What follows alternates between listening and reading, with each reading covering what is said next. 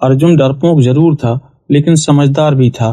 बिस्तर पर गहरी नींद सो रहे घायल दादाजी की हालत के बारे में सोचकर मासूम अर्जुन को दादाजी पर तरस आ गया और उसने दादाजी को जगाने का इरादा छोड़ दिया। तभी आंगन में कोई बर्तन गिरने की आवाज सुनाई पड़ी। अब अर्जुन का शक यकीन में बदल गया। वह समझ गया कि आंगन में कोई तो है। उसका डर अब पहले से ज्यादा बढ़ गया। वह सोचने लगा कि यह जानना जरूरी है कि इतनी रात को हमारे घर के आंगन में कौन घुस आया है। उसकी समझ में नहीं आ रहा था कि अब वह क्या करे। उसने फिर से दादाजी की तरफ देखा। दादाजी की हालत देखकर उसके चेहरे पर एक पक्का इरादा साफ दिखाई देने लगा। वह धीरे से उठा और बिस्तर से नीचे उतरा। उसने एक बार फिर से बिस्तर पर सो रहे अपने दादाजी की तरफ देखा और फिर धीरे धीरे एक एक कदम संभल कर रखते हुए आगे बढ़ने लगा। दोस्तों, यहाँ तक की कहानी आपने पार्ट 1 में देखी थी। पार्ट 1 की लिंक आपको डिस्क्रिप्शन में मिल जाएगी, जरूर देखना। चलिए अब कहानी को आगे बढ़ाते हैं। मासूम अर्जुन को बहुत डर लग रहा था। वह धीरे धीरे एक एक कदम संभल कर रखते हुए कमरे के दरवाजे की तरफ बढ़ने लगा। वह कमरे के दरवाजे पर पहुंचकर रुक गया और दरवाजे पर अपना कान लगाकर बाहर की आहट लेने लगा।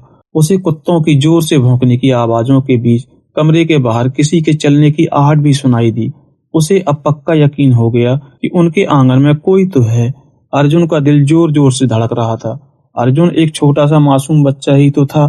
आज से पहले इतनी रात को कमरे से बाहर कभी अकेला नहीं गया था। उसे पेशाब भी लगती थी तो वह अपने दादाजी को जगा लेता था। इतनी रात को अकेले कमरे से बाहर जाने का सोचकर ही उसकी धड़कनें और भी तेज हो गईं। उसके दिल में फिर से ख्याल आया कि दादाजी को जगा ले, लेकिन दूसरे ही पल उसे घायल दादाजी की हालत का भी एहसास हो गया। उसे याद था कि डॉक्टर साहब ने दादाजी को नींद की दवा दी है, जिससे उन्हें रात में ज्यादा दर्द न हो। अर्जुन ने दादाजी को जगाने का इरादा अब छोड़ दिया। उसने पलटकर बिस्तर पर सो रहे अपने घायल दादाजी की तरफ देखा, जैसे कि दादाजी को देखने से उसे हिम्मत मिल रही हो।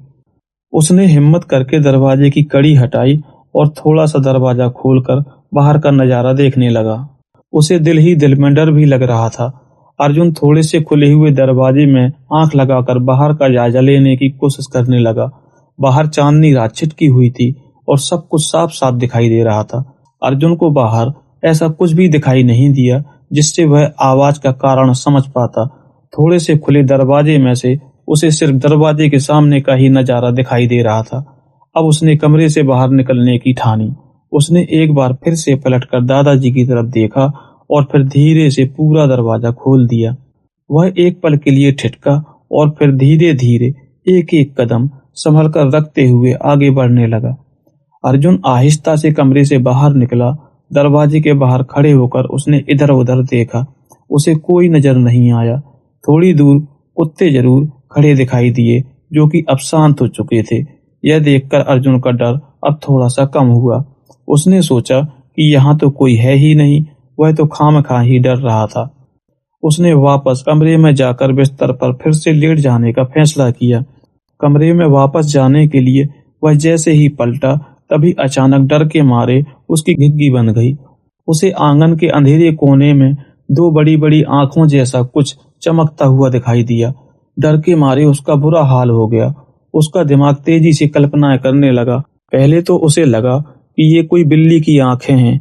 वह जानता था कि बिल्ली की आंखें अंधेरे में चमकती हैं, लेकिन तुरंत ही उसके डरे हुए दिमाग ने उसे समझा दिया कि बिल्ली की आंखें तो छोटी होती हैं, लेकिन ये आंखें तो बहुत बड़ी बड़ी हैं और उनकी चमक भी लाल है।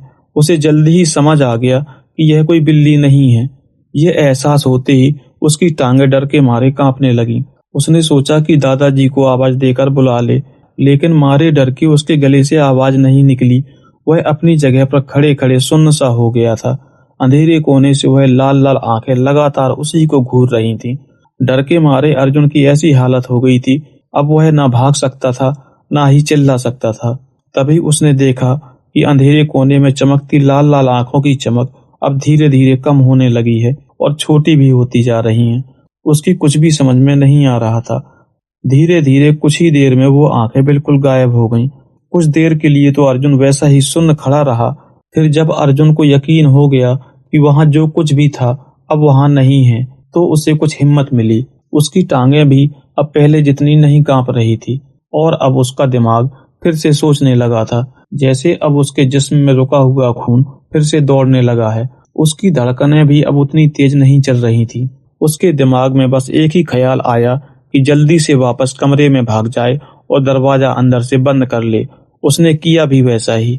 अर्जुन जल्दी से कमरे में गया और अंदर से दरवाजा बंद कर लिया। दरवाजा बंद कर उसने पलटकर बिस्तर की तरफ देखा। दादाजी अभी भी गहरी नींद में सो रहे थे। घबराए अर्जुन को जोर की प्यास लगाई थी।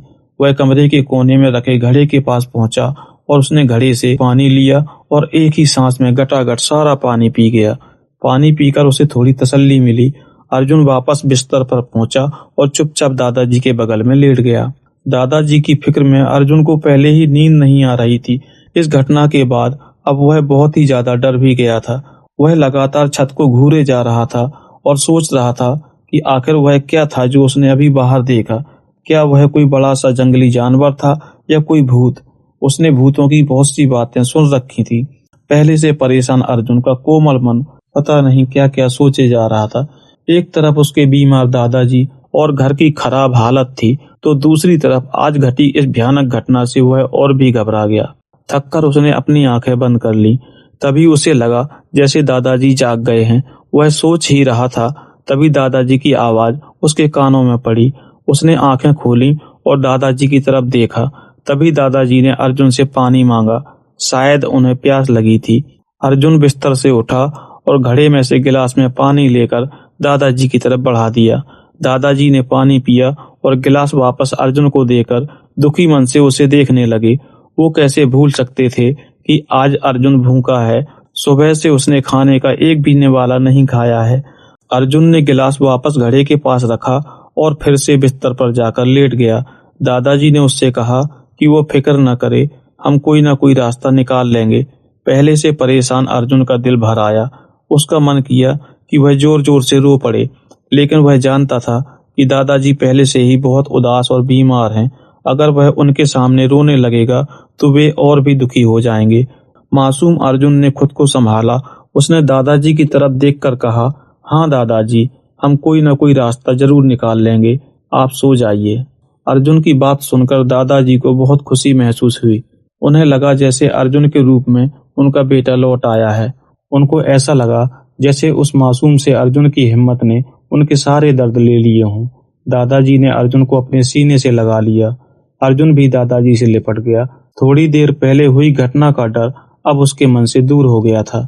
दादाजी फिर से लेट गए और अर्जुन को भी सो जाने को कहा। अर्जुन फिर से अपने दादाजी के बगल में लेट गया। वह आंखें बंद करके सोचने लगा, काश वह कुछ कर पाता तो दादाजी की और घर की ऐसी हालत ना होती। इस ख्याल से अर्जुन के दिल में हिम्मत भरने लगी। उसने मन ही मन फैसला कर लिया कि वो कल सुबह बाजार जाने वाले किसी गांव वाले के साथ जाकर अपने बगीचे के फल बेचने जाएगा। दोस्तों, अगर आप जानना चाहते हैं कि कहानी में आगे क्या हुआ तो इस कहानी का पार्ट 3 जरूर देखना। कहानी के नेक्स्ट पार्ट में हम देखेंगे कि क्या अर्जुन जंगल के रास्ते से होकर बाजार में फल बेचने जा सका और आगे उसके साथ क्या क्या हुआ। कहानी का ये पार्ट आपको कैसा लगा कमेंट करके जरूर बताना। चैनल को सब्सक्राइब जरूर कर लेना और नोटिफिकेशन भी ऑन कर देना ताकि आपको अगले एपिसोड का नोटिफिकेशन मिल जाए। मिलते हैं कहानी के नेक्स्ट पार्ट में, तब तक के लिए बाय बाय।